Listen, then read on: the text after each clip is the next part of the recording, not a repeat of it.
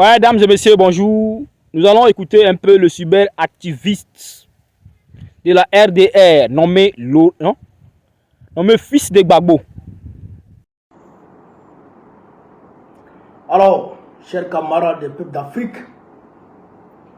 peuple de Côte d'Ivoire, citoyens du monde, mes chers frères et sœurs, peuple afro-descendant des Caraïbes, des Antilles, citoyens du monde, peuple du Liptako Gourma, frères, soyez salués en vos rangs, grades et qualités, en vos rôles, fonctions et attributions, depuis vos positions respectives, soyez salués. Je sors ce matin pour vous entretenir sur un certain nombre de sujets, parce que, chers camarades, peu d'Afrique, l'heure est grave. L'heure est grave et il faut qu'on se parle. Il faut qu'on se parle et il faut qu'on discute pour qu'on puisse se faire comprendre certaines choses. Voilà. Aujourd'hui, 31 mai 2026, marque le 81e anniversaire de notre baobab, le président Laurent Gbagbo. Nous profitons de l'occasion pour lui souhaiter joyeux anniversaire. Président, joyeux anniversaire à vous. Que Dieu vous donne longue vie. Que Dieu vous permette de toucher du doigt la victoire que nous attendons tous. La victoire sur l'impérialisme au niveau de la Côte d'Ivoire. La victoire sur le néocolonialisme au niveau de la Côte d'Ivoire. Nous souhaitons santé de fer, prospérité et également Dieu fasse que vos petits-enfants grandissent devant vous. Que Dieu vous accorde tout ce que votre cœur en tout cas désire. Camarades d'Afrique, quand on a dit ça, on va très rapidement progresser. Je vous demande de partager au maximum la vidéo. Partagez au maximum la vidéo. On va s'adresser ici à la Côte d'Ivoire. J'ai vu une vidéo qui m'a déchiré le cœur. J'ai vu une vidéo qui m'a déchiré le cœur. Les femmes étaient en train de se plaindre. Donc, il m'a semblé, en tout cas, nécessaire de vous entretenir sur cette vidéo et aussi donner nos analyses sur cette vidéo-là. Donc, je vous demande de partager au maximum la vidéo, chers camarades d'Afrique. On va commencer par... Je vais vous montrer la vidéo. Et puis, bien entendu, on va aborder la question du drame. On parle de ça aujourd'hui. Hier, on en a parlé, mais ce n'était pas assez. Il faut qu'on en parle aujourd'hui. Voici la vidéo en question. Aujourd'hui, on n'a pas bouche pour parler. Nous, on est fatigués. Parce qu'on est fatigués de tout ça là. On ne sait pas c'est dans quelle fois nous sommes. Vous avez parlé aux femmes, on n'a pas refusé, on a tout payé nos places. Le marché n'est pas encore fini. Ils sont venus nous aménager. On ne sait pas où on va partir. Tu mets ta marchandise même là, tu es en train de mettre en sécurité. Là, tu vas aller chercher place où tu vas aller mettre machine. Bouche de machine vient dedans comme ça, puis ils prennent une jette. Est-ce que nous on sait ce qu'on va faire? Si le marché finit, puis on a refusé de partir là où vous allez faire ce que vous voulez. Ou bien nous-mêmes on n'a rien devant vous, ou bien il y a quoi? Il y a quel problème même? Il y a quel problème au juste? Il y a quel problème? Il y a quel problème? On va parler, ça jour, ça se répète. Ça se répète, ça vous fait souffrir bien, ça pourquoi? Vous voyez là? Ça vous fait souffrir. Une machine là-bas. Voilà. C'est en train de gâter nos marchandises. Plein de camions qui sont venus s'arrêter, il n'y a pas compte pour décharger. Voilà. Partagez la vidéo là. Facebook, partagez la vidéo là. On n'a plus rien à vous dire. On n'a plus rien à vous dire. Parce que nous, on ne connaît pas ce qu'est le gouvernement. Nous, on n'a plus rien à dire. On n'a plus à faire au gouvernement, on n'a plus à faire On sait même plus, je n'ai plus mot. Ils n'ont qu'à faire ce qu'ils peuvent faire. Mais ils ne pourront pas nous tuer. On va toujours vivre. Nous, on va toujours s'occuper de nos enfants. Nous, là, nous sommes comme près des manoirs. Où on nous jette le produit. Où tu vas nous jeter, on n'a pas... Regardez, hein.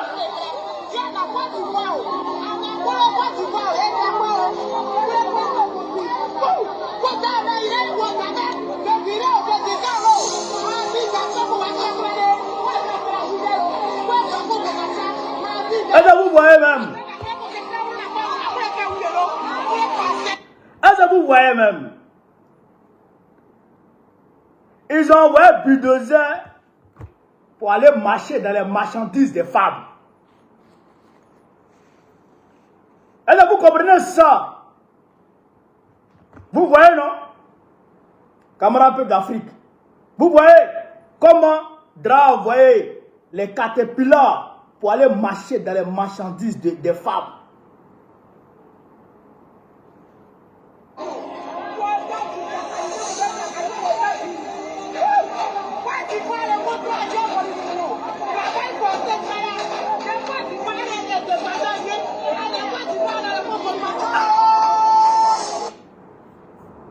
Vous voyez? Vous voyez? Est-ce que vous comprenez maintenant à quel niveau, c'est-à-dire que DRA a atteint dans la méchanceté. C'est-à-dire que quel stade DRA Ouattara a atteint dans la déshumanisation des Ivoiriens.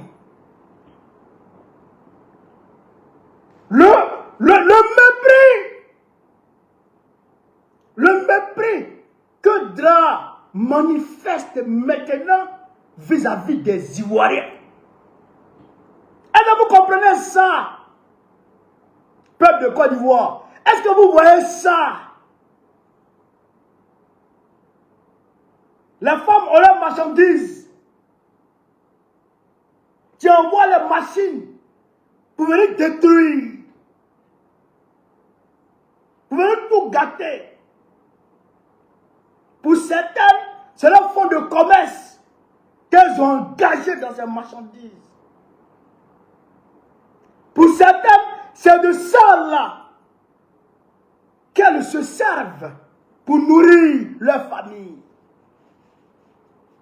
Mais DRA, il ne comprend pas ça. Il s'en fout de ça. Oh, il envoie les machines pour aller détruire. Depuis combien de temps ça dure? Depuis combien de temps ça dure? Depuis 2014.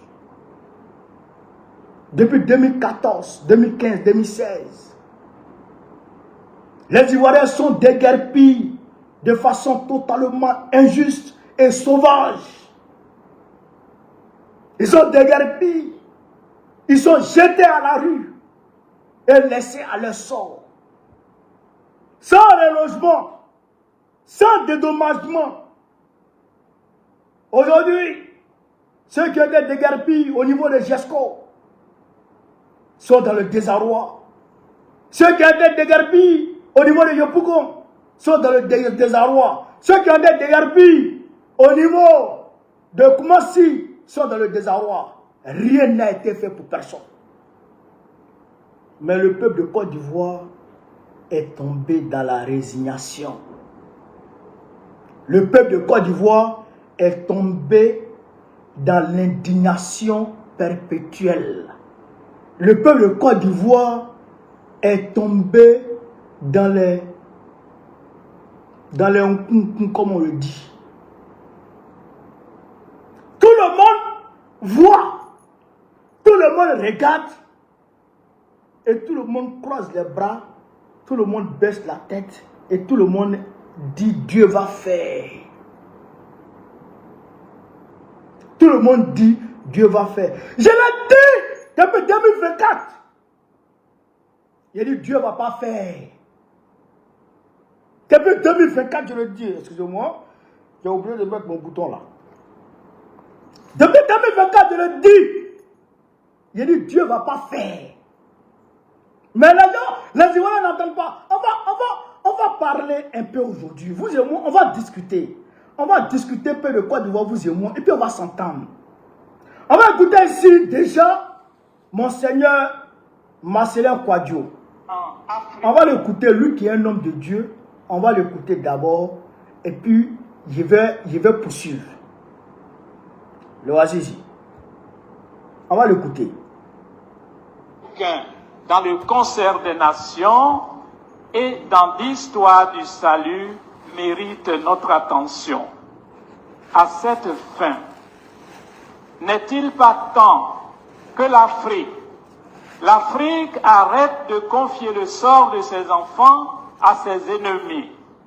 À ce propos, le récent sommet de la France-Afrique, tenu les 11 et 12 mai dernier à Nairobi au Kenya, en dit long. Le président d'un pays contre des présidents marionnettes d'un continent. Ce type de coopération est déséquilibré. De nos jours, face aux graves problèmes qui minent l'Afrique, quel est votre regard de chrétien sur notre mère patrie, la Côte d'Ivoire, chers frères et sœurs? Quel est votre regard de chrétien sur la Côte d'Ivoire? Écoutez très bien, mon Seigneur.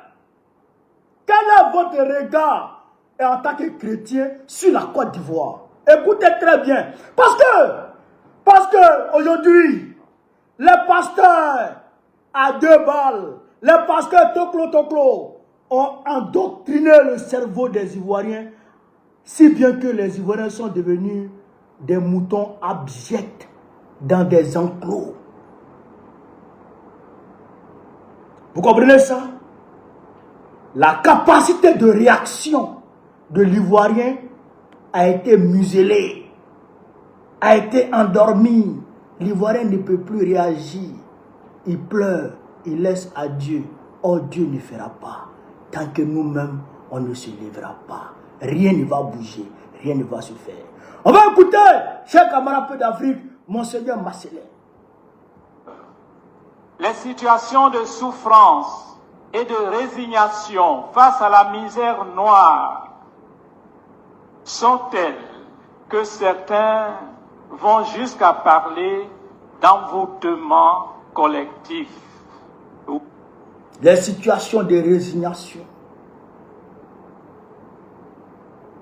sont telles que certains vont jusqu'à parler d'envoûtement collectif. On n'est pas envoûté, c'est parce qu'on est paresseux.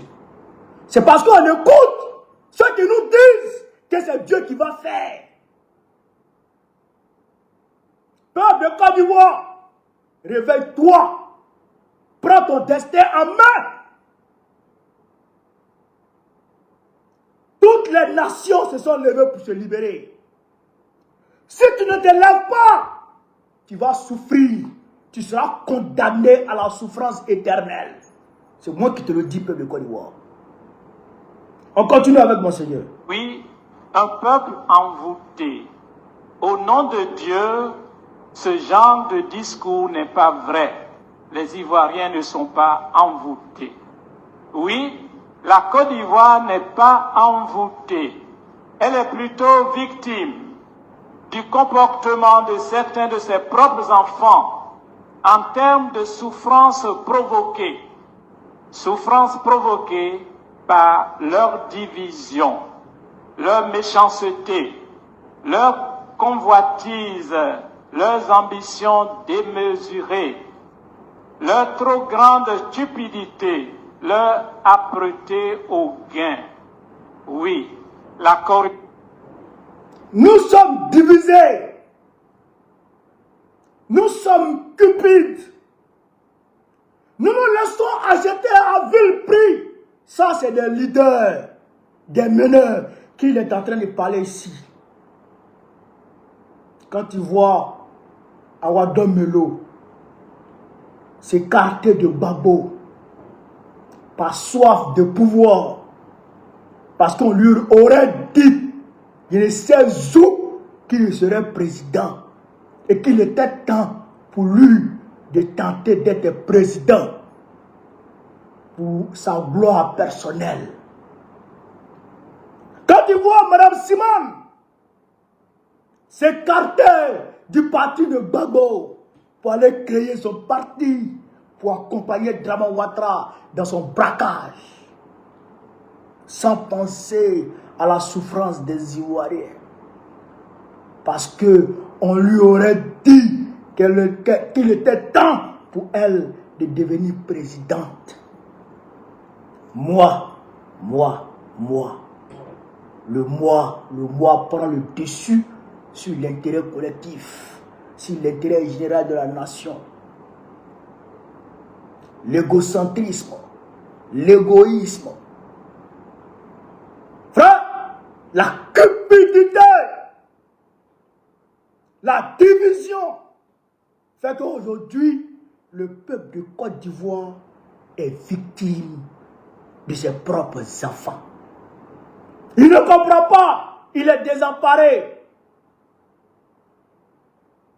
Et il va se laisser avoir par des pasteurs et des imams véreux, des marabouts véreux, qui lui donnent des potions bizarres, lui assurant un emploi éventuel, mais qui n'arrive jamais. On va continuer. Aujourd'hui, on va se parler. Il faut qu'on se parle maintenant.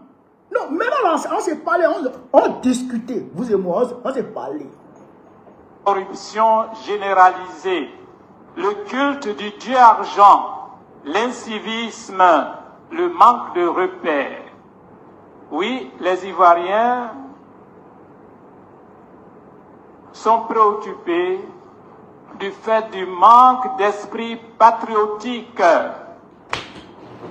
du manque de liberté, de dignité et d'honneur, du fait des pactes avec les forces du mal, les pratiques ésotériques, l'occultisme, le manque de jugement et d'esprit critique. Oui, les Ivoiriens sont victimes des accords politiques en mode tontine, des dérives langagières sur les réseaux sociaux, les accointances avec leurs accointances avec nos propres ennemis, les discours lénifiants et flatteurs, applaudis à la fois par les bourreaux et leurs victimes, le soutien, oui, leur soutien à la rébellion armée et aux rebelles, la fracture sociale, la peur, la résignation, le chacun pour soi. Que dire du comportement des ennemis de notre pays et de leurs alliés? Oui, ces bourreaux envoûtés par les divinités du mensonge, de la violence et de la culture de la mort. Oui, ces bourreaux envoûtés par les pratiques mystiques, les démons du pillage systématique de nos ressources et des idéologies toxiques.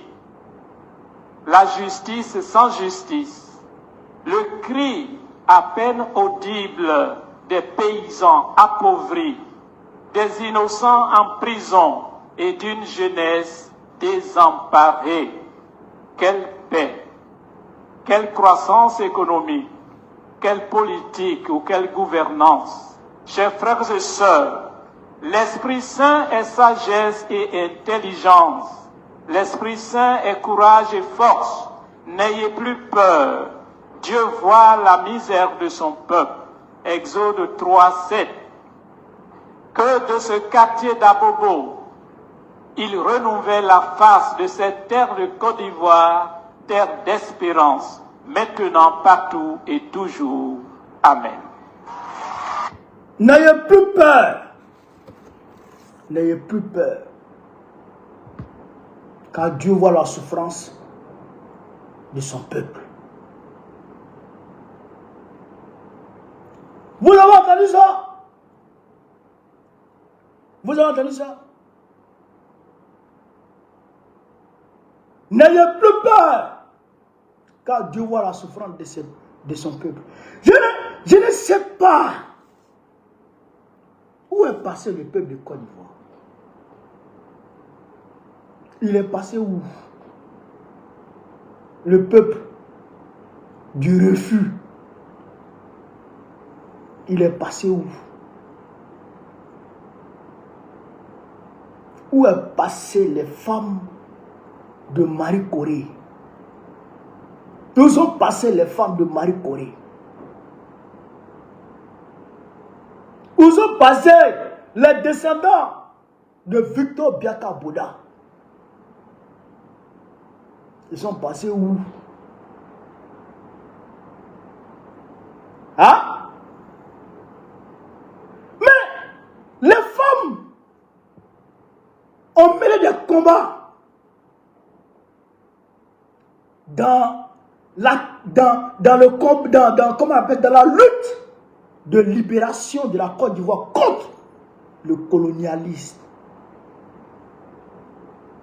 contre le colon. Les femmes se sont levées. Elles ont marché sur la prison de Bassam. Je dis bien, les femmes se sont levées. On ne parle pas de boycott des produits des blancs du colon. Elles refusaient de monter dans les véhicules des colons. Elles refusaient d'acheter les produits des colons. Et quand le mari était arrêté, elles se mobilisaient et elles marchaient sur les prisons. Je parle de femmes ivoiriennes. Je ne sommes même pas encore hors des frontières de notre pays. Il n'y a pas de femmes ivoiriennes. Mais aujourd'hui, les caterpillars marchent devant vos marchandises. Les bulldozers détruisent vos marchandises. Et vous vous tenez là, comme ça. On ne peut rien dire. On ne peut pas parler. On fait comment? C'est pas ça la femme ivoirienne. C'est pas ça la femme ivoirienne. Ce modèle de femme là, il faut m'envoyer ça, il faut garder ça dans les maisons. Ce modèle de femme là, on ne veut pas voir ça. Ce modèle de femme, on ne veut pas voir ça dans nos nations.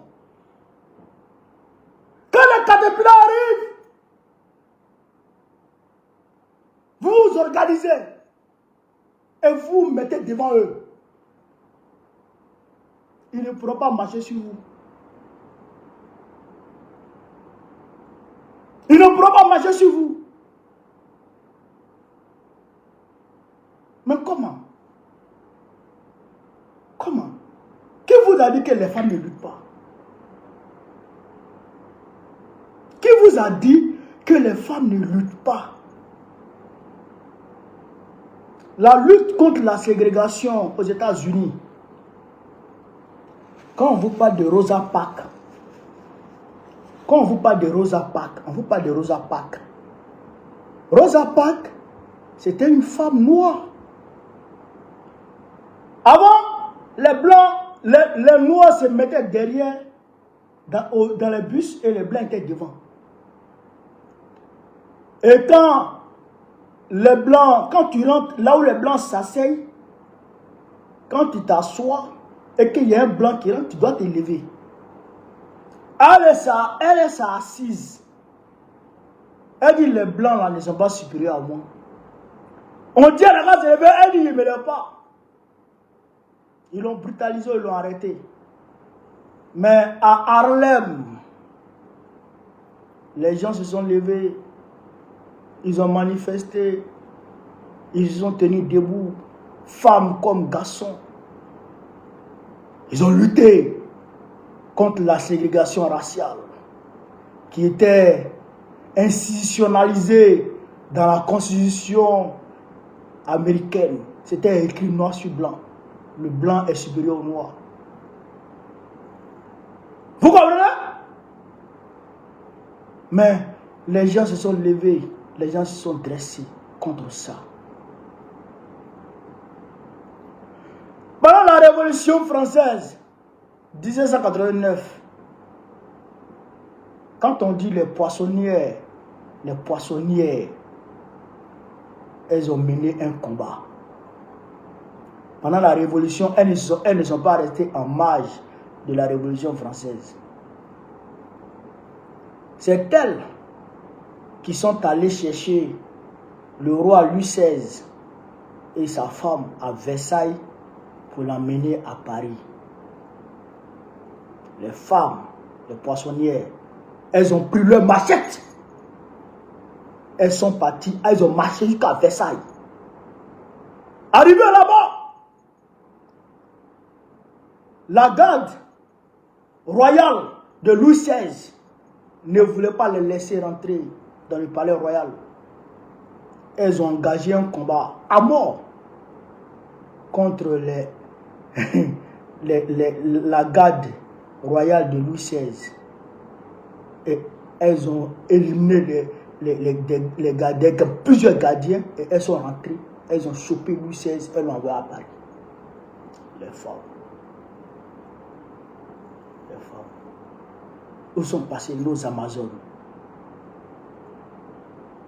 Où sont passées nos Amazones?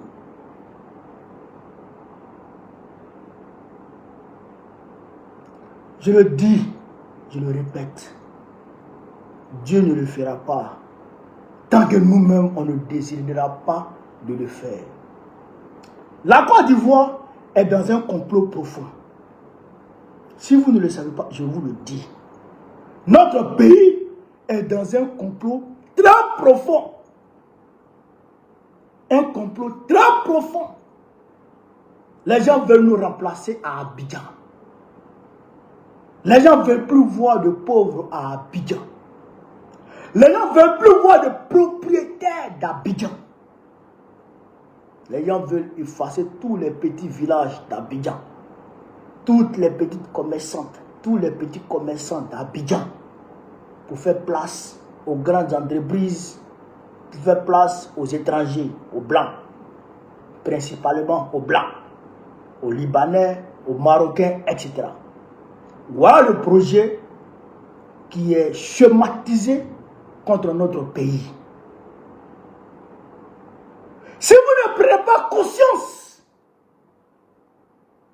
que les gens sont en train de nous assujettir dans notre propre pays et que vous restez dans cette forme de résignation maladive, eh bien, l'Ivoirien recevra des cartes de séjour dans son propre pays. Je le dis depuis longtemps. L'Ivoirien recevra des cartes de séjour dans son propre pays. Ça, écrivez ça. Écrivez ça. Il faut nous organiser. Il faut nous organiser. C'est pourquoi, quand je voyais les camarades dire que Ouattara était mort et les Ivoiriens étaient contents, moi, de mon côté, je savais que Ouattara n'est pas mort. Mais comme les camarades parlaient avec conviction, je me suis dit, attends, la sagesse recommande que tu attendes un peu que les camarades parlent et qu'ils arrivent jusqu'au bout. Mais avant-hier, Eli Pada est sorti. Il a dit que effectivement que Dra n'est pas mort, mais qu'il est malade. Dra n'est pas mort, mais il est malade. Et ce que je disais à tous mes camarades, à tous ceux qui m'appelaient en inbox, je leur disais, moi, je ne sais pas sur quoi les camarades se basent pour dire qu'il est mort. Mais je respecte leur position. Parce que de toute façon, ils parlent avec conviction, peut-être qu'ils savent, ils savent quelque chose. Mais moi, dans mon fond intérieur, connaissant le RADP, je sais que Morola n'est pas mort. Parce que si Ouattara meurt aujourd'hui, écoutez-moi très bien.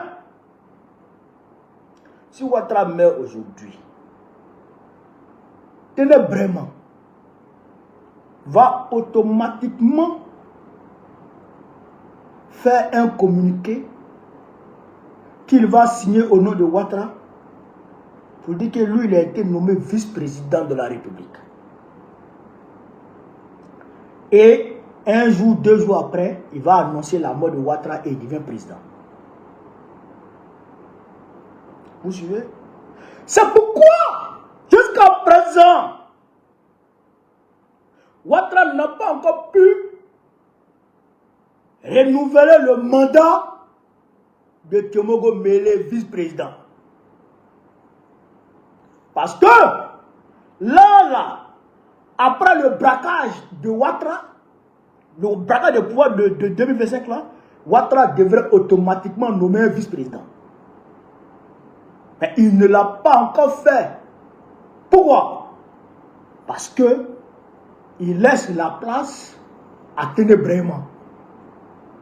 Il donne l'occasion à Ténébrement de faire un hold-up très rapidement si jamais lui meurt. Vous comprenez ça? Si jamais lui meurt. Mais, est-ce que Temogo Mele ne veut pas être président? Si il veut être président, et il a le soutien de la France, parce que Temogo Mele est un France-Africain, mais pur sang. C'est-à-dire que c'est la France-Afrique qui coule dans ses veines. Il est la même chose que le nouveau premier ministre de Bachir Diomaye Faye aujourd'hui.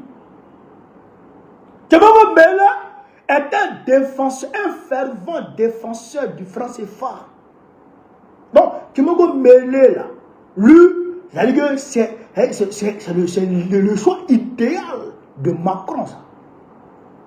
Donc, Temogo Mele ne va pas accepter.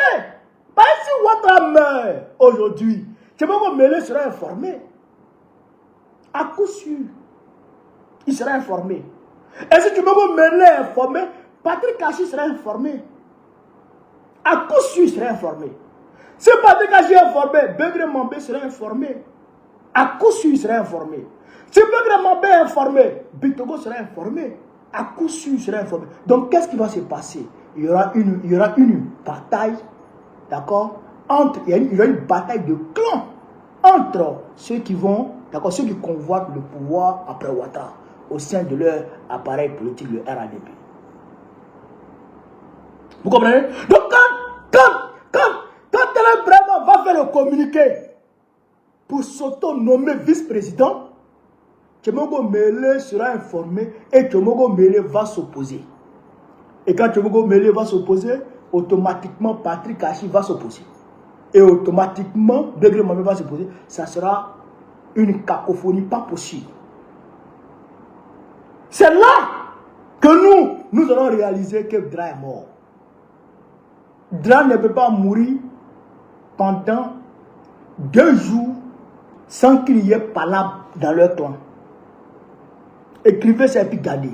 Dra ne peut pas mourir pendant 2 jours sans qu'il y ait palabre. Et que guerre de clans, guerre féroce de clans dans le RADP. Ça ne peut pas exister. Ça, écrivez ça et puis gardez. Vous avez compris ça? Vous avez compris ça? Donc, moi je savais que le gars n'était pas mort. Mais, vu l'engouement que cette information a suscité sur les Ivoiriens, il dit il y a problème. Il y a problème, pourquoi? Parce que les Ivoiriens ne veulent plus se battre. Les Ivoiriens ne veulent plus se battre et ils attendent Dieu. Erreur fatale pour nous. Malheur à nous qui attendons que Dieu vienne prendre Daman avant que la Côte d'Ivoire ne soit libérée. Malheur. Allez demander aux Camerounais. Les Camerounais jusqu'à présent n'arrivent pas à dégager Paul Biya. Parce qu'ils se sont résignés à attendre Dieu. Ils sont résignés et ils attendent Dieu. Dieu a son temps. Dieu a son plan. Mais qui dit que Dra ne va pas vivre 110 ans ou 120 ans? Voici Abdoulaye Wade. Abdoulaye Wade, regardez Abdoulaye Wade. Il a 100 ans aujourd'hui. Il a 100 ans aujourd'hui, Abdoulaye Wade.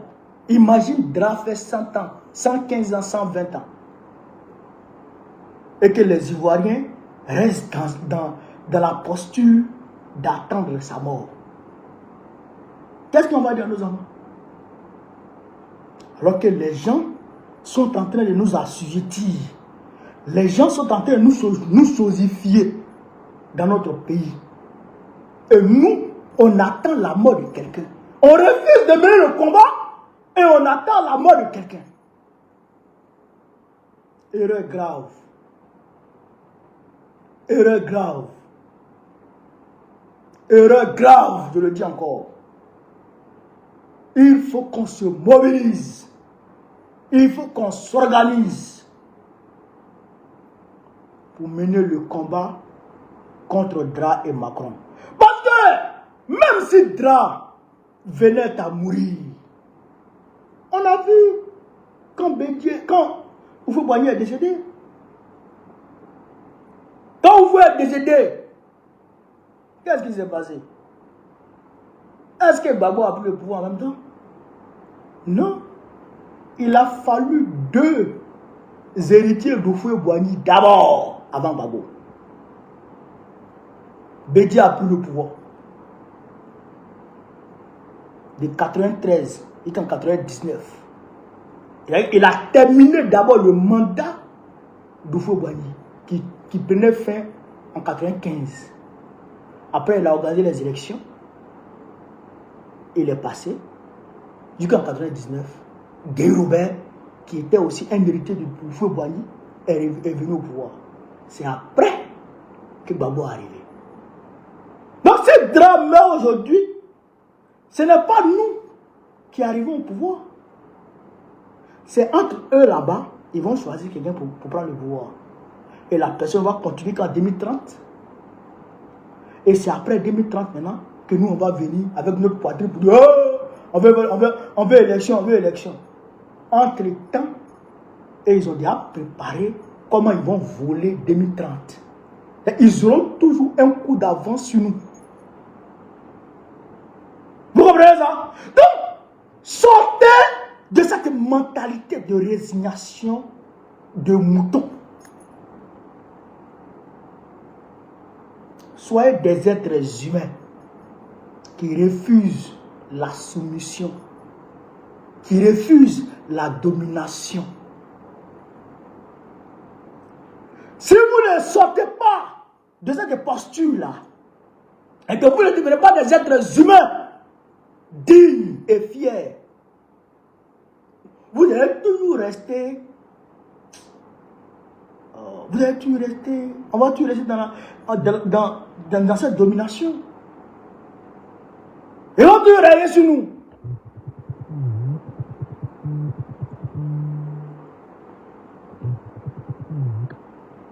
Ils vont toujours régner sur nous. Vous comprenez? Vous me comprenez, chers camarades? Il faut écouter ça et comprendre ça. Parce qu'on ne peut pas rester dans ça. On ne peut pas rester dans ça. On ne peut pas rester dans ça. Il faut qu'on se lève. Il faut qu'on se lève. Vous voyez, j'ai arrêté un moment de parler de la Russie. Même, si vous remarquez la guerre d'Iran, là, est-ce que vous me voyez parler dedans? Pas parce que je ne peux pas parler. Pas parce que je ne maîtrise pas le sujet. Tout le monde sait ici que Gbagbo connaît maîtrise la géopolitique. Tout le monde le sait. Ça, c'est mon terrain, ça. Je maîtrise ça. Mais pourquoi je ne parle pas dedans?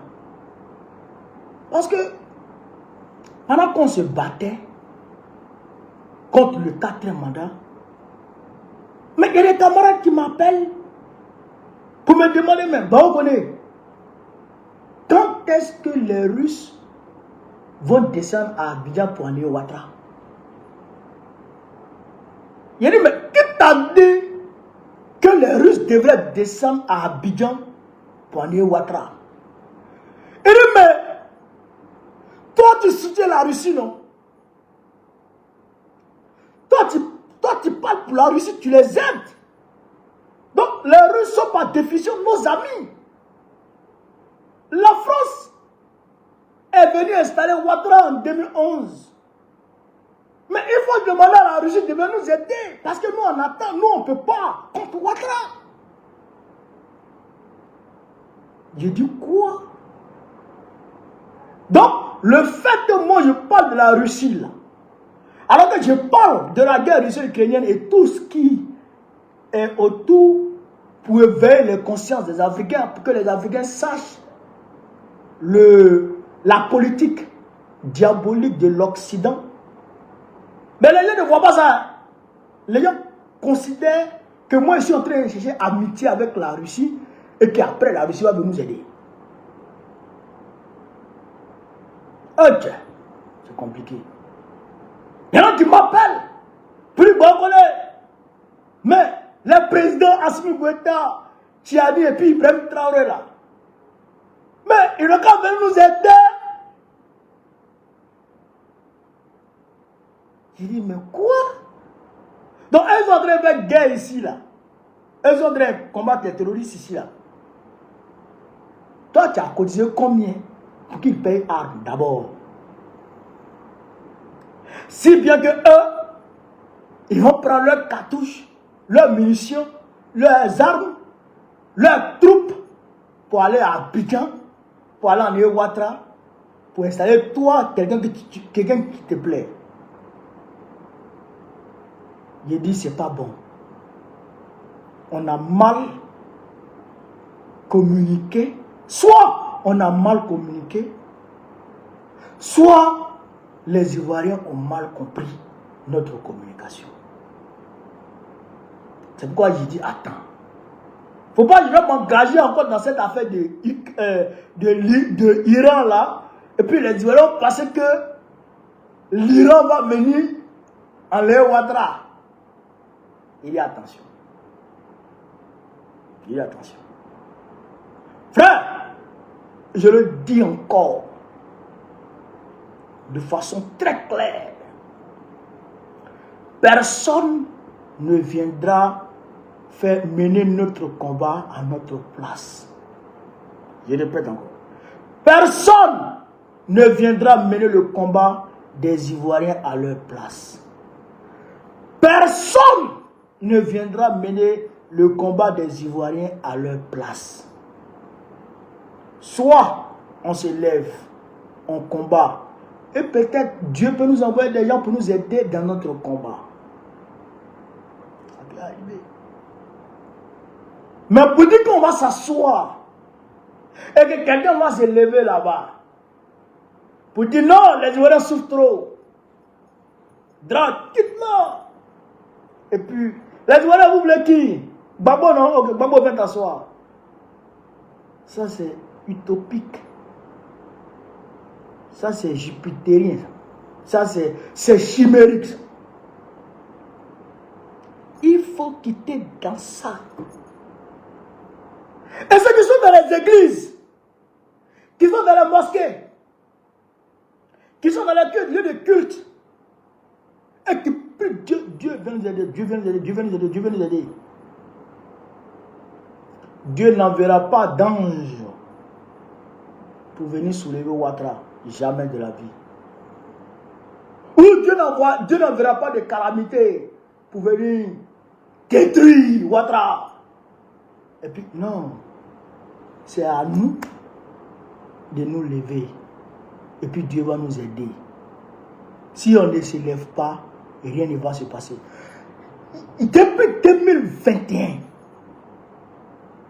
j'ai dit aux Ivoiriens, attention aux pasteurs et aux imams qui vous disent, d'ici la fin d'année, tu vas gagner un travail. D'ici la fin de l'année, tu vas gagner un travail. Combien d'entre vous, je n'ai pas dit de ne pas aller à l'église, hein? Je n'ai pas aussi de ne pas aller à la mosquée. Moi-même, je vais à la mosquée. Moi-même, je prie 5 fois par jour. Mais ce que vous devez comprendre, c'est que s'il n'y a pas de travail en Côte d'Ivoire, là, tu ne peux pas gagner. Ouattara, là, non seulement il ne crée pas d'emploi, mais ceux-mêmes qui sont dans l'informel, là, il va casser leur magasin. Bon, tu vas gagner travail comment? Comment tu gagnes travail alors qu'il n'y en a pas? Je prends un exemple. Toi, tu es parti chez un pasteur. Tu dis, pasteur, prie pour moi, je vais être marin. Je prends un exemple, tu es au Mali. Actuellement, le Mali est en train de se débrouiller pour relier le fleuve Sénégal à la mer pour pouvoir naviguer tranquillement. Les Maliens n'ont pas encore fini ce projet-là. Et toi, tu dis que tu veux être marin au Mali. Tu dis, marin comment? Les Maliens n'ont pas encore acheté le navire pour aller l'autre côté là-bas. Vous comprenez? Ce qu'il n'y en a pas, Dieu ne te donne pas ça. Il ne faut pas demander au bon Dieu sa barbe. Pourquoi les gens fuient pour aller en France? Pourquoi les gens fuient pour aller en Europe? Parce que là-bas, il y a des débouchés. Parce que là-bas, on gagne travail. Mais eux, ils n'ont pas demandé à Jésus de leur donner travail. Et ils ont créé des entreprises. Non, d'abord, les citoyens se sont levés pour demander à leurs dirigeants, il faut créer travail pour nous. Vous avez vu les gilets jaunes en France en 2019, 2020. Ils disent qu'il n'y a pas de travail. Macron a lancé le pharaonique projet de Grand Paris, où il a construit des métros, il a prolongé des métros. Frère, tous les blacks ont commencé à gagner travail. Il a créé. Il a créé. Mais le gars, il ne crée pas. Il ne crée pas d'emploi. Et toi, de dire à ton marabout, il n'a qu'à faire en sorte que toi, tu aies travail. Tu gagnes travail comment? Tu ne peux pas gagner travail. Parce qu'il n'y a pas de travail. Vous comprenez ça? Il n'y a pas de travail. Donc, il faut qu'on se mobilise. On s'organise pour demander à Ouattara de créer travail. On ne peut pas laisser tout ça à Dieu. Dieu, déjà, il nous donne le souffle de vie. On respire. Il nous protège de la maladie. Il nous protège de beaucoup de choses.